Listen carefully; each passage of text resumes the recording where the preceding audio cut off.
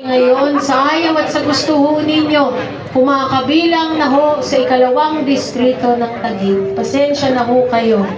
Pasensya na ho kayo kasi sa ngayon, wala po kayong magagawa. Ako po ang congresswoman ninyo. Sorry na po. Oh, ano ba to? Sabi niya, ang sarap nga eh. Ay, cup money! Pero, hindi po ako nahihiyang lumapit sa inyo. Alam niyo po kung bakit? Kasi si Kong Pami, hindi po ako mapapahiya sa inyo. Bago ko po nakilala ang mga taga West Rembo, bago ko po nakilala ang mga taga Embo Barangays, meron po akong original na dressing barangay na hinahawakan sa pagkatagal-tagal na panahon.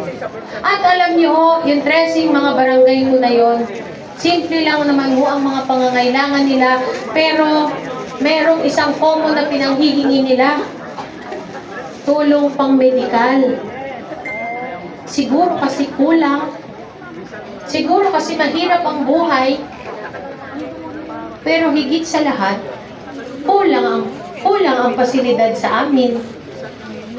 So ano ang ginawa ni Kong Pami? Kasi panay reseta pinapadala sa akin, konsehal pa lang ako.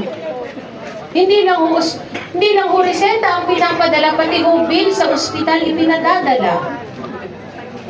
Oh, ano ginawa ni Kong Pami? Pagkapanalo ko po noong 2022, unang desisyon ko ho, ang mga kongresista ho kasi, nakakahawak po kami ng pondo mula sa pamahalaang nasyonal.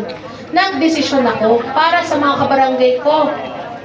Karamihan ng mahahawakan kong pondo, ididiretso ko na lang po sa medical assistance. Kasi yun ang madalas ipanghingi sa akin ng mga kabarangay ko doon.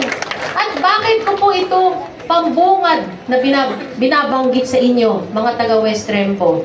Kasi hindi pa nung nalipat kayo ng syudad, mahigit 1 taon na ang nakalipas, hindi ba't ang pinakamalaking pinanghihinayangan po ninyong lahat nung nalipat po kayo mula Makati papuntang Taguig ay yung medical assistance? Hindi po ba't napakalaki nang nawala sa inyo? Ngayon, si Kong Pami, kaya hindi po ako nahihiya at hindi po ako mapapahiya sa inyo kasi si Kong Pami, yan ang tanging tinututukan ko, medical assistance.